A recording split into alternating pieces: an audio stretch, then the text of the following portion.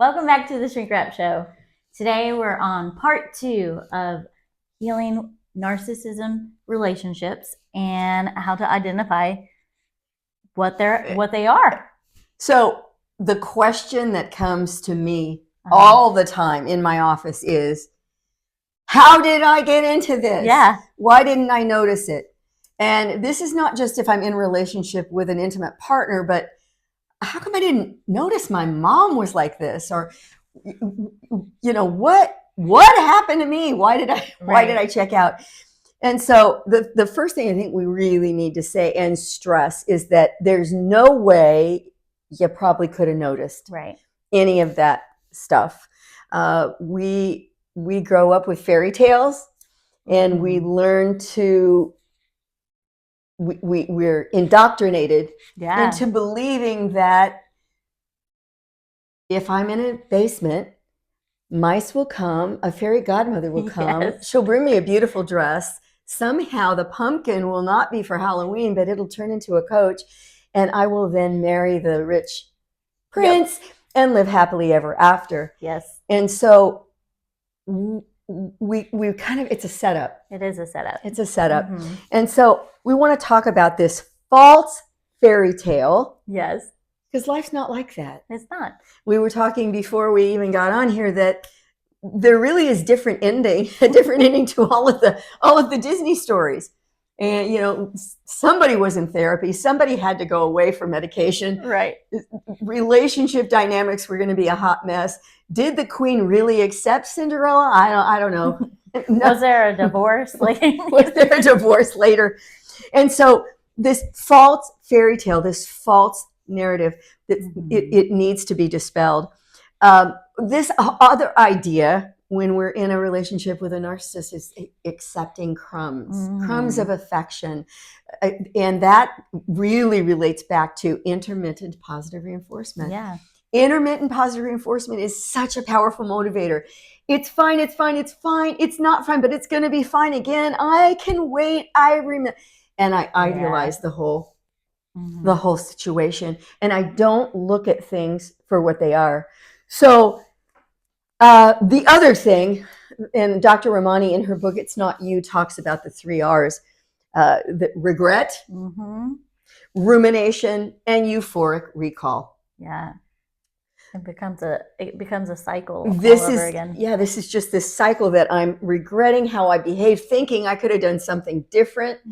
I should have made a different choice. I should have said a different thing. I should have done a different something.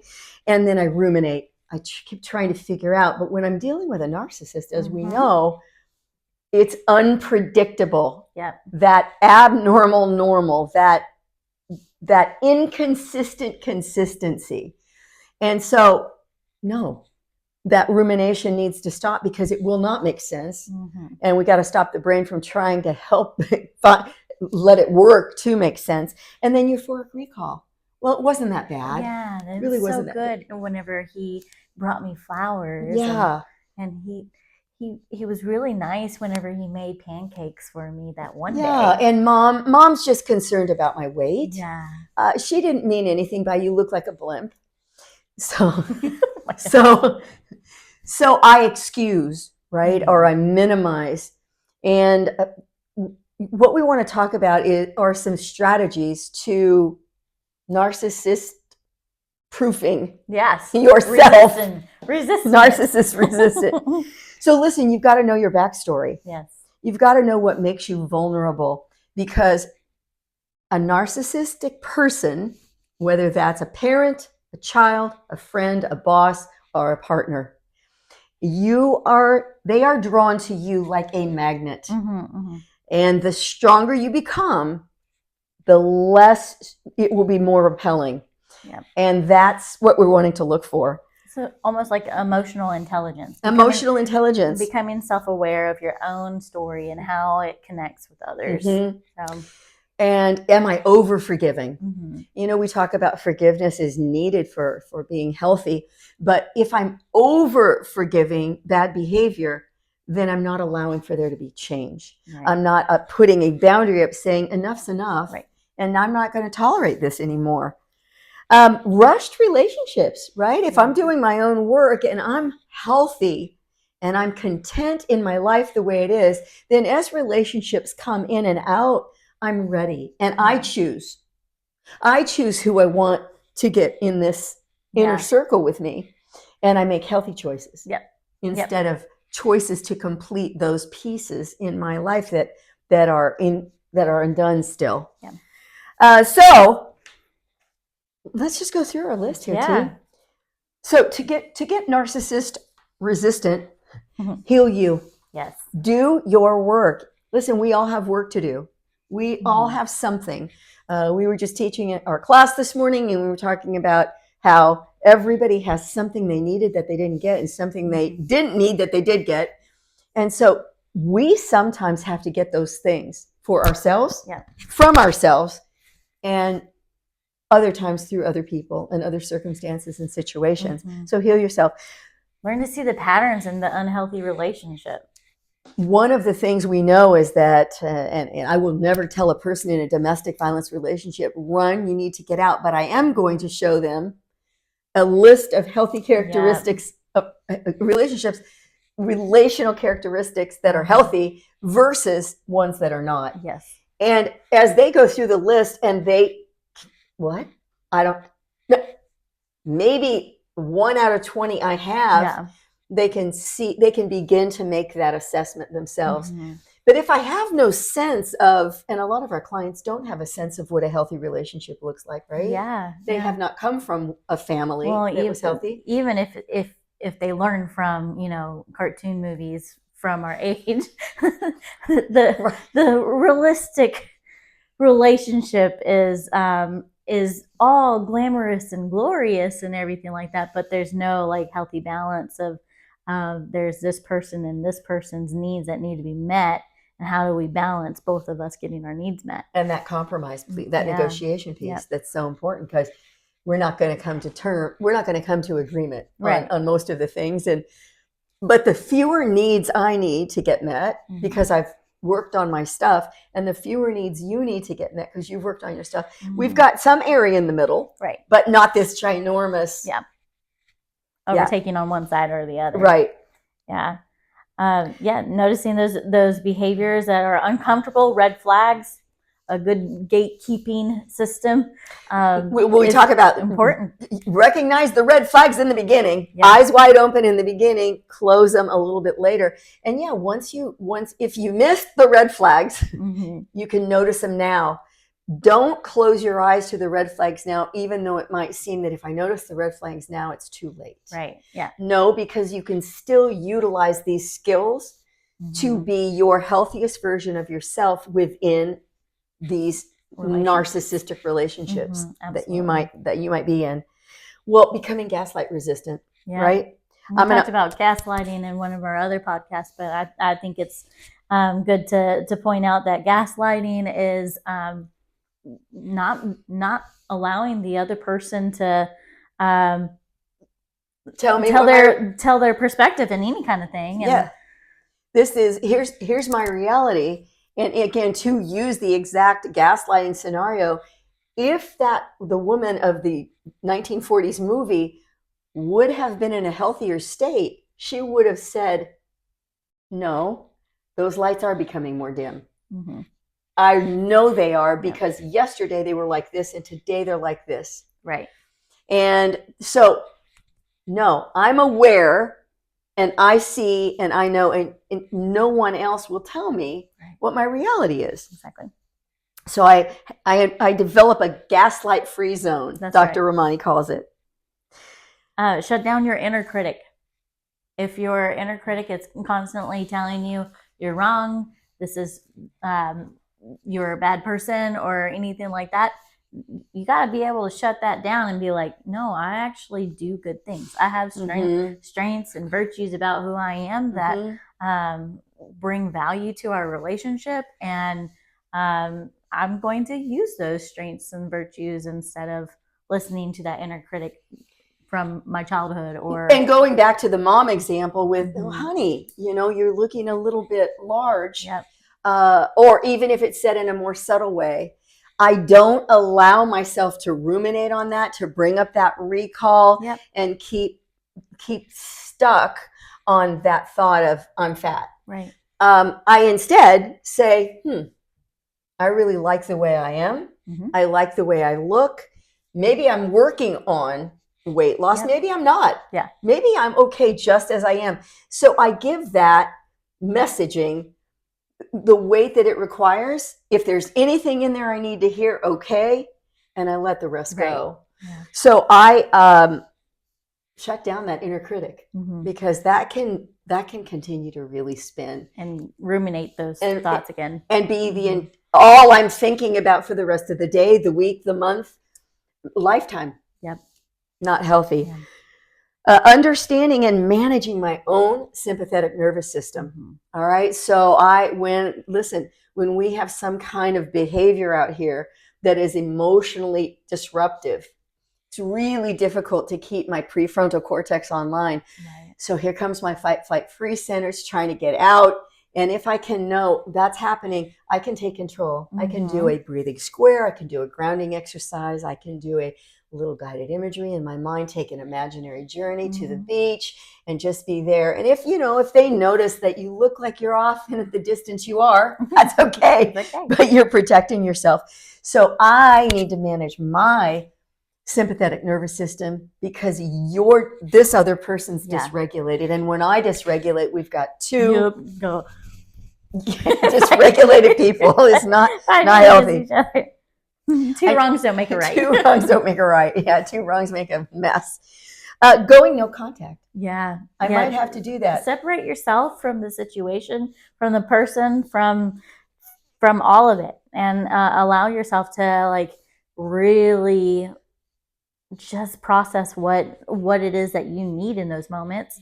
And then whenever you are back online, when you're back in your thinking brain, and hopefully if the other person is able to get back online, then you can address that person or contact that person and talk then. But don't do it if you're both still offline. And there's nothing wrong with taking time and saying, listen, I won't be able to come for Easter this year. Yeah. Or I can come for Easter. I can stay a little while. I have some other plans afterward, right? So I begin to take care of myself. Right. I begin to decide what can I do, what can't I do to manage my emotions, my mental health, my spiritual well-being, and all of those things. Mm-hmm. And I have a right to create those boundaries to manage. So going no contact might be necessary. Mm-hmm. Mental firewall. I love this part. Installing an insulation system. I mean, just like insulation works in a home, it's that barrier between, right? And so I'm going to there's a barrier between you and me, and I'm not allowing, right? I'm not saying it, but I'm not quite receiving that because I'm considering the source and I'm recognizing that you're dysregulated or that you tend to have a skewed perspective of me or that you're in a space right now where you're needing to feel better about yourself. Yeah. And I discount what you're saying. Mm-hmm. Yep. And that's perfectly fine. So I am mental firewall, a mental filter that I'm not allowing that to be coming through right. Or echoing. Don't enable, meaning don't let them keep on running you over. And over and over and over. Yeah. I decide that I need to get out of the way. I need to take care of myself. I'm not going to take that. I'm not going to. And safety first always. Yeah, absolutely. But enabling bad behavior doesn't help you and it doesn't help the other person either. I might need to do a cleanse. Yeah. A cleanse. If I do disconnect from a relationship, again, whether it's a parent, a child, a friend, I may need to take just a detox period. Yeah. Yeah. And I can explain it if I can or want to, and I don't have to if I don't have the words or don't desire to. Again, I have that right to be able to do that, to take care of me, particularly if I decide I'm doing some work on myself right now, some heavy duty work in therapy. And I just really need to focus on that. And my therapist recommended, so you can make your therapist the bad guy. Yes. They're strong enough to be that We're strong person. enough for that. The power of solitude. I'm sometimes just sitting in my, Yes. and journaling and being and getting a download from God, just a quietness and a mindfulness time might be really necessary to remind yourself, and have that list of affirmations. Yeah, for sure. You know, remind yourself of who you are, and that you're not this name that you just got called or got intimated. Yeah. Sometimes it's not direct, sometimes it's very indirect, but you know what it means anyway. Yeah. So it's a detox period. Good enough is good enough. Know that, like, it's okay for you to make mistakes, but you know, you're going to learn from those mistakes. But if it's, you know, I'm just going to be present with my kiddo, or just going to be present with my friend, that's good enough. Like, you don't have to answer every question or answer everything that they need. You can just be present with them, or not, if you don't need to. Yeah. And you decide what that needs to look like. A lot of times it feels like it's my fault. Yep. And what I tell people is, it isn't your fault. Again, you didn't cause it, you can't control it, and you can't cure it. And so detach from that sentiment that it is your fault. And just because you may have retaliated, just because you may have gone fight, flight, freeze, or you made a mistake, or you made a mistake, does not mean you're violent, does not mean you're narcissistic, because people will come in all the time and say, I can't even believe what I did. I hit my mom. Yeah. I can't even believe what I did. I just walked away from my kid and I didn't talk to them for the rest of the, and just these kinds of behaviors. This is a retaliatory response that you have reached the end of you've been unable to manage your sympathetic nervous system. Your fight, flight, freeze centers up, and you are dysregulated. And again, this does not mean you're a bad person. You are a good person, and as long as you're behaving as good as you can, it's good enough is good enough. Yeah. So being hard on yourself, practicing mindfulness is just such a great strategy. Grounding exercises and mindfulness exercises, using your senses, very, very healing. Doing anything that has to do with being more present in the here and now. Yeah, smelling, looking, hearing. Develop your own sensory kit, your own toolbox. Sensory box, yeah, for healing. Joy? I use a lot of sensory stuff with my phone. I'll have music that I listen to, or a picture that I need to listen or watch, or a video that I want to watch, or anything like that. That gives me that visual thing. It'll shift the brain. It'll shift the brain to another place. Yeah. So just allow yourself, develop your own tools that allow you to, that pleasant scene, or that picture of my son, or that beach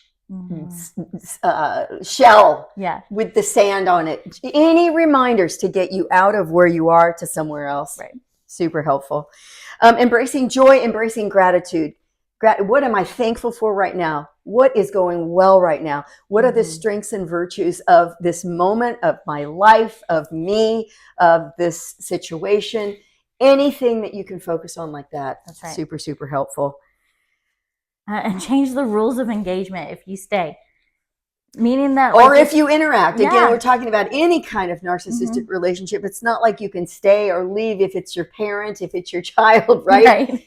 But you decide what the rules of engagement will be. Yeah. How do I decide to interact here? Might not make them happy. Yep. Change is sometimes not very wanted. Right. When a relationship dynamic has been set up a certain way. But if it's not working for you anymore, you have the right to change it. And you have a responsibility to yourself to change it too. Yeah, absolutely. Yeah. And lastly, listen, if you decide to continue to engage in any of your relationships with your narcissist in your life, don't be hard on yourself about it, right? There's nothing shameful about that. It's your decision. But decide to see that as something powerful. Yeah. That you have made this choice. and you're going in fully armed with the tools that we've talked about and others. Read more about it. Minimize your expectation. Don't expect that your behavior getting healthier, your behavior healthy in the first place is going to change that other person. Right. They may never change. Yeah. But you're changing.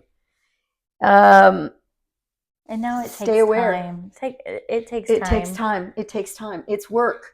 Yeah, working on yourself is work. It's worth the work. Yes, it's really worth the work. And we're always going to be a work in progress, and that's okay too. But address, kind of grieve the loss or the scarcity, and lower your expectations so that you can manage and really watch out for comparison, right? Because you're looking at mom and daughter and they look so happy and I don't have that. Yeah. Couples and they look so great and I don't have that. You don't really know what's going on there either. Right. But again, stay in your lane. This is sometimes challenging, but it's really, really important for you to do. Boundaries are the inside job, but it shows up on the outside. Yeah. And again, self-care. Self-care, do your work, self-compassion. And we just want you to be your healthiest version of yourself. Yeah, absolutely. Yeah. So narcissist resistance. There you go. Yeah. So whether or not you want to go and spend time with your really good best friend, your mentor, or a therapist, or just by yourself and do some petting with a dog or a cat or a horse, whatever it is, do something to take care of yourself that gets you in that flow, that gets you energized again and makes you feel like you can be a part of that relationship again. Yeah, and if you can't remember how amazing you are, ask your bestie to remind you. Yes. Yep. They'll know. Yeah. So take care of you, and we are so glad that you could be with us on this journey. We'll see you next time on the Shrink Wrap Show.